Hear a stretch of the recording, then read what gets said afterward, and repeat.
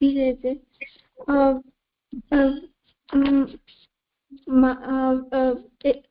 વિષયતા બુદ્ધિમાં ઉત્પન્ન થયેલા માયિક વિષયોને વિષયતા કહેવામાં આવે છે.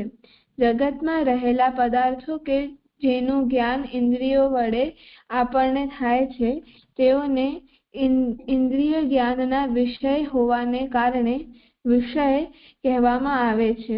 માયાને કારણે જીવની બુદ્ધિમાં વિષયતા એટલે કે જગતના વિષયો જેવા જ માયિક વિષયોનું સર્જન કરીને તે વિષયતાનો પ્રક્ષેપ જગતના વિષયો ઉપર કરે છે. આ કારણે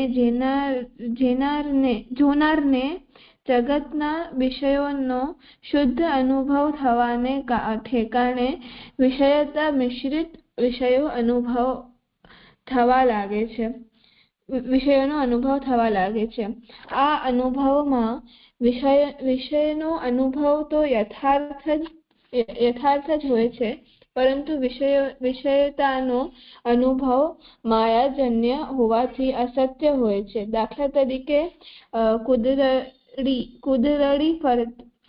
ફૂદરડી ફરતા માણસને આસપાસની બધી સ્થિર વસ્તુઓ ગોળ ગોળ ફરતી દેખાતી હોય છે. આ અનુભવમાં આસપાસ રહેલ ટેબલ, ખુરશી, દિવાલ વગેરે વસ્તુઓના રંગ, આકાર, વગેરેનો અનુભવ તો યથાર્થ જ હોય છે, પરંતુ તે વસ્તુઓનું ગોળ ગોળ ફરતું દેખાવું અવાસ્તવિક હોય છે.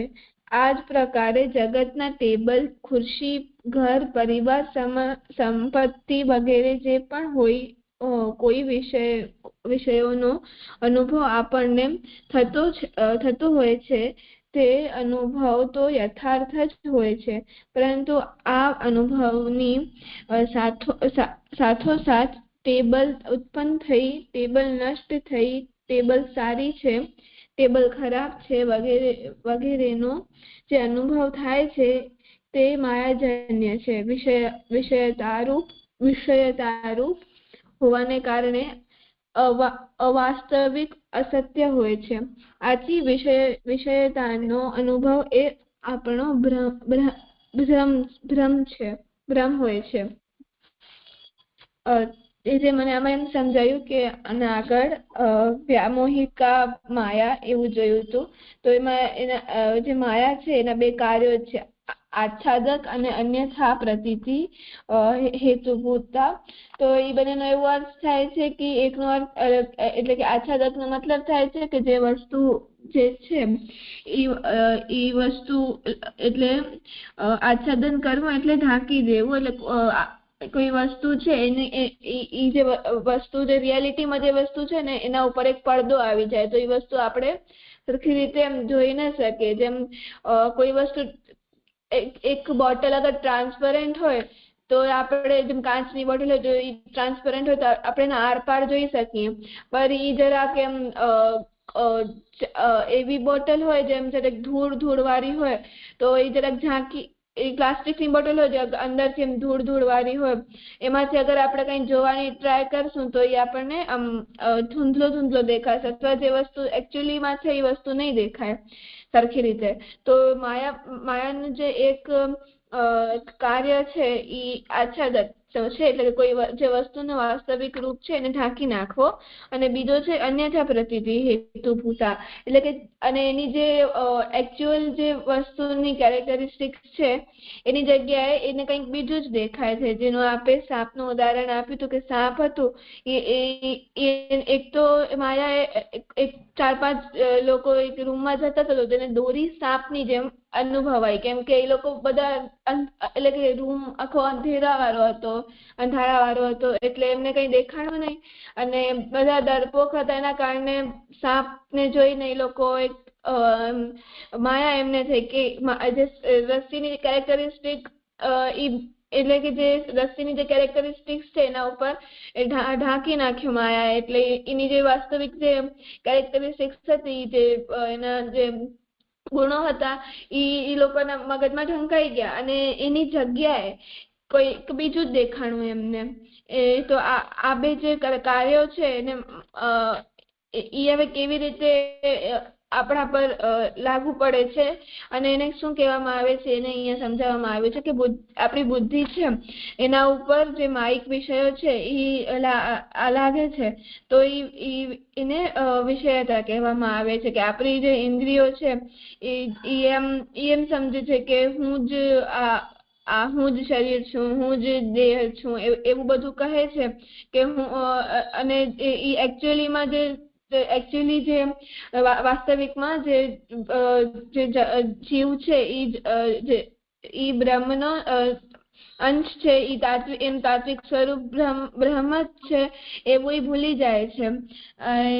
એવી જ રીતે જેમ આપણે અહીંયા ઉદાહરણ આપે છે કે ફુદેરી ફરીએ તો આજુબાજુની વસ્તુ ગોળ ગોળ દેખાય, તો એવી જ રીતે આ જગતમાં જે પણ બીજી વસ્તુઓ છે એ આપણને ઉત્પન્ન ને નષ્ટ ને સારી ને ખરાબ ને એવી રીતે દેખાય છે માયાના કારણે. અને જે આપણને આ દેખાય છે એવી રીતે આપણે એવું બધું અનુભવીએ છીએ, માનીએ છીએ, એને વિષયતા કહેવાય છે. એને એ આપણો ભ્રમ છે. એટલે કે આપણને જે ખોટું ફોલ્સ થિંકિંગ કહીએ કે એને ભ્રમ આપણે કહી શકીએ. જે મને એમ સમજાયું. હા,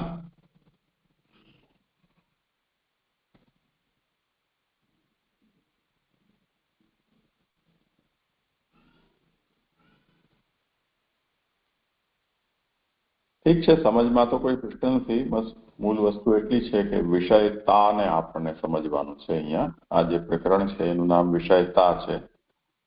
એટલે વિષય અને વિષયતા આ બેમાં ભેદ આપણે અહીંયા વિચાર્યો કે વિષય એટલે જે જગતના અંદર જે કંઈ પણ જળચેતન પદાર્થો છે તે બધા વિષય કહેવાય છે. એ વિષયો તો ભગવાને સર્જેલા છે, ભગવાન પોતે બનેલા છે. એ આપણે આરંભમાં જોઈ ગયા કે જગત બ્રહ્માત્મક છે, જગતનું નિમિત્ત કારણ પણ બ્રહ્મ છે, કર્તા પણ બ્રહ્મ છે, જગત છે એ સત્ય છે, વગેરે વગેરે. તો વિષય એ આ જગત છે. પરંતુ શુદ્ધ વિષયનું જ્ઞાન આપણને થતું નથી હોતું. એટલે બ્રહ્માત્મક જગતનું આપણને શુદ્ધ જ્ઞાન નથી થતું હોતું. એટલે જગતના સાથે સાથે જે ખરેખર જેવું જગત નથી એવું પણ આપણને આપણી અનુભવમાં આવે છે. તો એ જે વધારાનું અંદર એલિમેન્ટ આપણને જે અનુભવાય છે એ વિષયતા છે. એટલે આપણું જ્ઞાન વિષય અને વિષયતા એનાથી મિશ્રિત છે. એ વિષયતાનું મિશ્રણ બુદ્ધિમાં માયા દ્વારા કરવામાં આવે છે.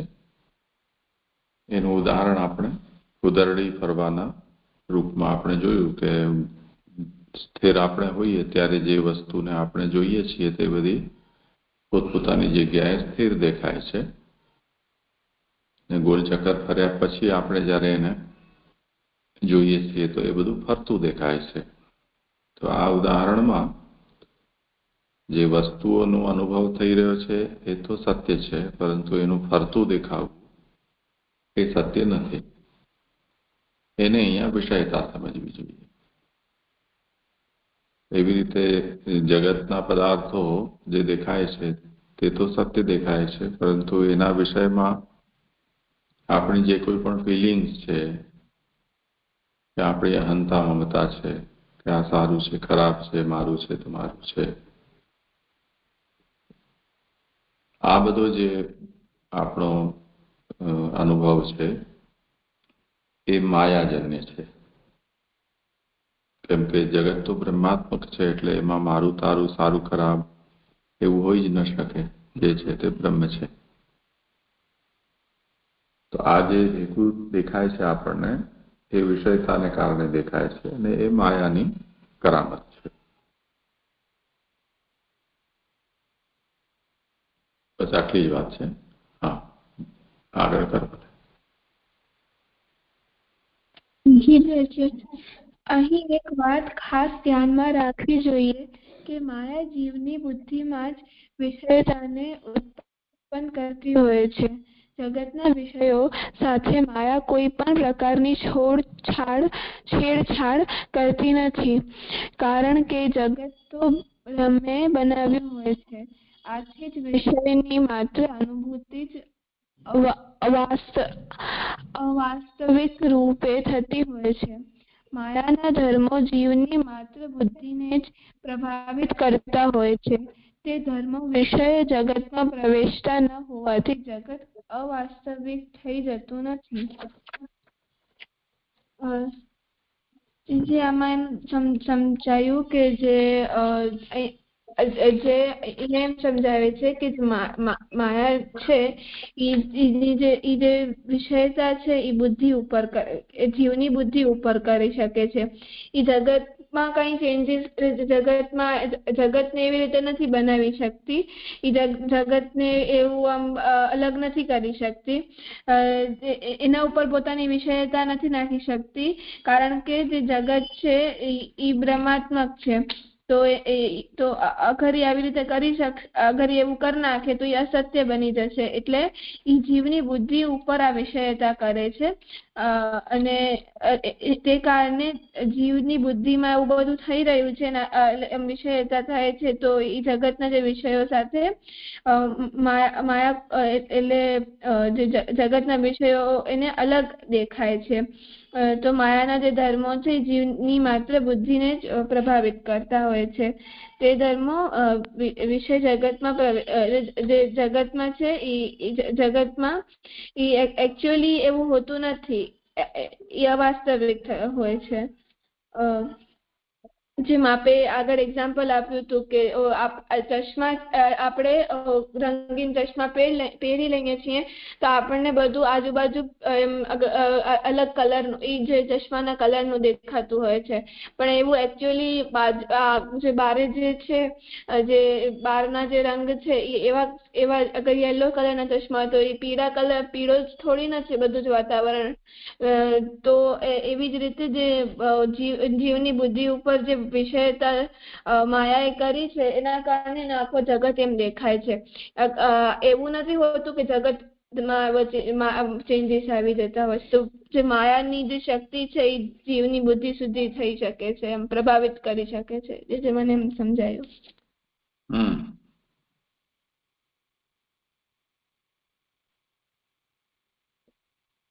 ઠીક છે, કરો ભલે. જગત અને સંસાર. જગત બ્રહ્માત્મક હોવાથી સત્ય છે એ શાસ્ત્રના સિદ્ધાંતને અહીં સુધીના નિરૂપણથી આપણે સમજી શક્યા છીએ. આમ છતાં શાસ્ત્રમાં અનેક ઠેકાણે આ બધું અસત્ય છે, મિથ્યા છે, ભ્રમ છે આવું નિરૂપણ જોવા મળે છે. તો આ વિરોધાભાસનું નિરાકરણ કેવી રીતે થઈ શકે? ખરેખર જોતા તો શાસ્ત્રમાં કોઈ પણ જાતનો વિરોધાભાસ છે જ નહીં. તેમ છતાં જે વિરોધાભાસ આપણને જણાય છે તેનું કારણ જગત અને સંસારને એક સમજી બેસવાની ગંભીર ભૂલ છે. જગત અને સંસાર એ બંને અલગ અલગ વસ્તુ છે. જગત એ બ્રહ્મના ચૈતન્ય અને આનંદ ગુણધર્મના તિરોધાનપૂર્વક સત ગુણધર્મથી પ્રકટ થયેલી નામ રૂપ કર્માત્મક જળ સૃષ્ટિ છે. જગત બ્રહ્માત્મક હોવાથી સત્ય છે. જગત કદી પણ અસત્ય કે મિથ્યા હોઈ શકતું નથી. જે મને આમાં એમ સમજાયું કે જે જગત છે એ બ્રહ્માત્મક છે, તેથી એ સત્ય છે. આપણે અહીંયા હમણાં સુધી એવું જોયું અને શાસ્ત્રમાં પણ એવું જ કહેવામાં આવ્યું છે. પણ પછી એક વાત પછી એ શાસ્ત્રમાં એમ પણ કહે છે કે જે પણ આપણને દેખાય છે એ અસત્ય છે, મિથ્યા છે, આપણું જે ભ્રમ છે. તો આવી રીતે એમ કહે છે તો અહીંયા એવું પ્રશ્ન થાય છે કે જગત તો સત્ય છે તો પછી આમાં અસત્ય કેમ કહે છે? તો એના માટે અને આવું શાસ્ત્રમાં એટલે શાસ્ત્રમાં ખોટું લખ્યું છે તો આપણે એમ કહીએ કે શાસ્ત્રમાં તો ખોટું નથી લખેલું હોતું, તો અહીંયા એક એમ કહ્યું, અહીંયા આ જે પ્રશ્ન છે કે અહીંયા જે શાસ્ત્રમાં જે કહ્યું છે એ સાચું છે, તો પછી અહીંયા જગત સત્ય અને આ બધું દેખાય છે એ અસત્ય, એ કેમ આપણે માની શકીએ, એટલે કે મિથ્યા, એ આપણે કેમ માની શકીએ? તો અહીંયા એના નિરાકરણ માટે એક વસ્તુ કહી છે કે જે જગત અને સંસાર આ બે અલગ અલગ વસ્તુ છે. જગત અને સંસારને આપણે સમજીએ તો આ વાત આપણે સમજી શકશું કે આ જે મિથ્યા અને સત્ય, તો જગત છે એ બ્રહ્મના ચૈતન્ય અને આનંદ ગુણધર્મના તિરોધાન પૂર્વક સત ગુણધર્મથી પ્રકટ થયેલી નામરૂપ કર્માત્મક જળ સૃષ્ટિ છે. એટલે જે જગત છે એ જે બ્રહ્મના જે સચ્ચિત આનંદ ગુણ છે એનામાંથી જે ચૈતન્ય અને એટલે જગત એમ જળ છે એટલે એ સદગુણમાંથી બની છે. એનામાં ચૈતન્ય અને આનંદ ગુણ છે પણ તિરોધાનમાં છે, એ તિરોહિત કરેલા છે, નોન ફંક્શનલ છે હમણાં. અને જગત બ્રહ્માત્મક હોવાથી તે સત્ય પણ છે અને તે ક્યારે પણ મિથ્યા અને અસત્ય નથી થઈ શકતું. જે આગળ કરું. હા, કરો. જગતમાંના જીવો માયાના પ્રભાવમાં આવીને પોતાની અહંતા અને મમતા વડે બ્રહ્માત્મક જગતથી ભિન્ન પોતાની એક કાલ્પનિક સૃષ્ટિ બનાવે છે. ત્યારે તે મમતાત્મિકા સૃષ્ટિને સંસાર કહેવામાં આવે છે. જગત સત્ય છે, અહંતા મમતા પણ સત્ય છે, પરંતુ જગત અને અહંતા મમતાની સાથે જીવ જોડીને ઉત્પન્ન કરેલ સંસાર અસત્ય છે. માયાના પ્રભાવ હેઠળ જીવ માયિક ધર્મોને જગત ઉપર ઠોકી બેસાડ્યા છે. એ માયિક ધર્મો જીવને જગતથી ભિન્ન કોઈ એક અવનવી સૃષ્ટિ દેખાડે છે. સંસારરૂપ એ માયિક સૃષ્ટિ જીવને વાસ્તવિકતાથી દૂર લઈ જાય છે. તે જીવને હું, મા તથા મારા તારામાં એવો ફસાવી દે છે કે જેથી જીવ પ્રભુને ભૂલી જાય છે. ભગવાને જીવને આપેલી અહંતાથી જીવ હું બ્રહ્મનો અંશ કે દાસ છું એટલે કે એવી બ્રહ્માત્મિક અહંતાનો ભાવ રાખીને પ્રભુની સેવા ભક્તિ પણ કરી શકે છે. ભગવાને જીવને આપેલી મમતાથી જીવ પ્રભુ મારા ભજનીય આશ્રય છે એવી બ્રહ્માત્મિક મમતાનો ભાવ રાખીને પ્રભુને પણ પોતાના માની શકે છે. અહંતા મમતાનો આવો સદુપયોગ કરવાના સ્થાને જે જગતને ભગવાને પોતાની ક્રીડા માટે બનાવ્યું છે તે જગત માટે જીવો હું, મારું, તારું કરવા લાગી જાય છે. તે આવો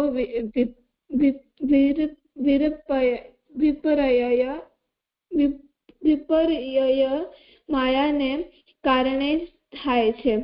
જે જીવોને ભગવાને પોતાની પુષ્ટિ ક્રીડાને અનુરૂપ થવા માટે પ્રકટ કર્યા, તે જીવો પણ પોતાની માયિક અહંતા પુષ્ટિ મમતાને કારણે પ્રભુની પુષ્ટિ લીલાને અનુરૂપ થવાને ઠેકાણે પ્રવાહી લીલામાં સંડોવાયેલા હોવાથી પોતે જ જગતમાં ક્રીડા કરતા હોય છે.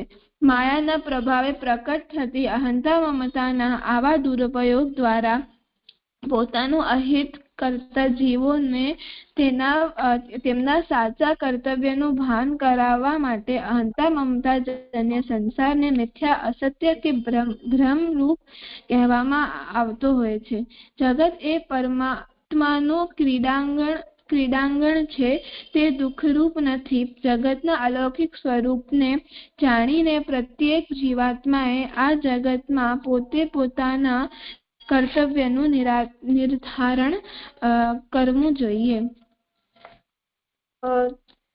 મને આમાં એમ સમજાયું કે જે જગત છે, જગત અને સંસાર એ બે અલગ અલગ વસ્તુ છે. એમાં જગત છે તે સત્ય છે અને તે ક્યારે પણ અસત્ય અને મિથ્યા નથી થઈ શકતું. અને જે સંસાર છે એ જે મનુષ્યોએ બનાવેલી એક સૃષ્ટિ છે, અહંતા મમતાથી બનાવેલી એક સૃષ્ટિ છે. તો સંસાર કેવી રીતે બન્યું? તો આમાં એમ સમજાવે છે કે જગત છે એ સત્ય છે અને જે અહંતા મમતા છે ને એ પણ સત્ય છે.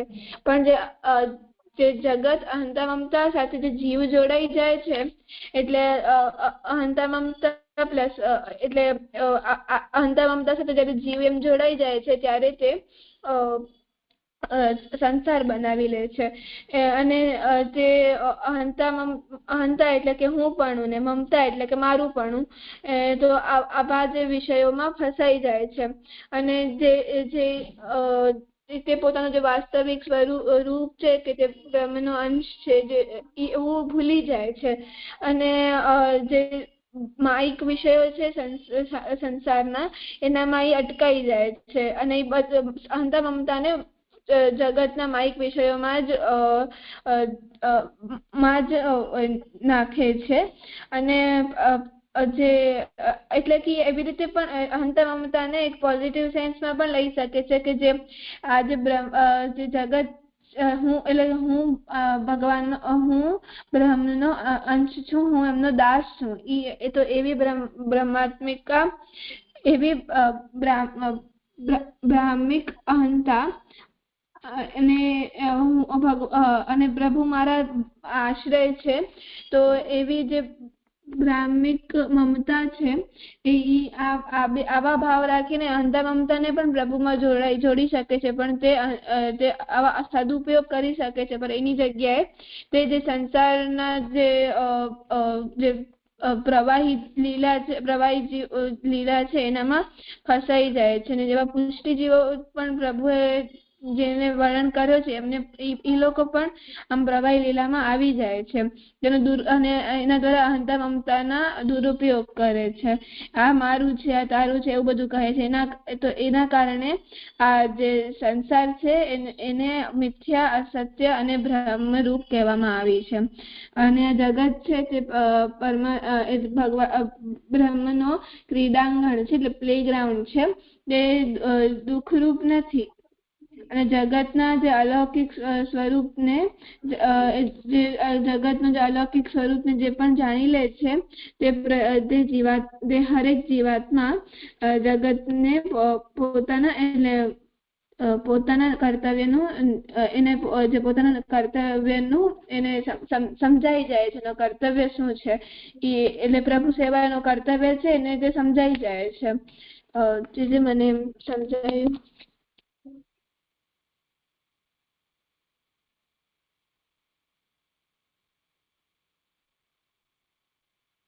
ઠીક છે, હજી થોડું વિચાર કરીશું આનો. મને એમ છે કે સાનવી અર્પણ પણ 1-2 દિવસમાં જો જોડાઈ જાય. પણ ખેર મુખ્ય મુદ્દો એ હતો કે જગત અને સંસાર આ બે શબ્દો એકબીજાના અર્થમાં વપરાતા હોય છે, પરંતુ શાસ્ત્રના સંદર્ભમાં જો વિચાર કરીએ તો જગત એ બ્રહ્માત્મક છે અને સંસાર મનુષ્યની બુદ્ધિ અથવા તો અવિદ્યા દ્વારા કલ્પિત છે. અને જેમ આગળ વિષય અને વિષયતા બે ભેગી થઈ જવાને કારણે આપણને સ્પષ્ટ રૂપથી વિષય શું છે અને વિષયતા શું છે એનો બોધ નથી થતો, એવી રીતે જગત સંસાર પણ મિશ્ર થઈ જવાને કારણે એમનું શુદ્ધ જુદું જ્ઞાન આપણને નથી થતું. એને કારણે જીવાત્મા છે એ બંધનમાં પડે છે. એટલે કે સંસાર છે એ બંધનરૂપ છે, એનાથી એ ભ્રમિત થાય છે. તો શાસ્ત્રના જ્ઞાનથી આપણને સિદ્ધાંતતઃ એ વાત સમજમાં આવે છે કે સંસાર જુદી વસ્તુ છે, જગત બ્રહ્માત્મક એનાથી અલગ છે, જે સત્ય છે સંસાર મિથ્યા છે. પણ એ જ્ઞાન થઈ જવા છતાં પણ આપણને અનુભૂતિ એ પ્રકારની થતી નથી. જેમ ફૂદરડી ફરીને આપણે ઉભા રહી ગયા, બધું ફરતું ફરતું દેખાય છે, એ ઉભો રહેનાર પણ એ વાત જાણે છે કે દીવાર કે ટેબલ ખુરશી એમ ગોલ ચક્કર ખાઈ નથી રહ્યા, પણ એને દેખાય તો એવું જ છે. એવી રીતે શાસ્ત્રીય જ્ઞાન થઈ ગયા છતાં પણ એ અવિદ્યા કેમ કે પોતાનો પ્રભાવ આપણા ઉપર રાખેલો છે, એને કારણે આપણી અનુભૂતિ શુદ્ધ બ્રહ્માત્મક રીતે જગતની થઈ નથી શકતી. તો એ જે માયા છે એનો પ્રભાવથી મુક્ત થવાથી આ વસ્તુ થઈ શકે છે.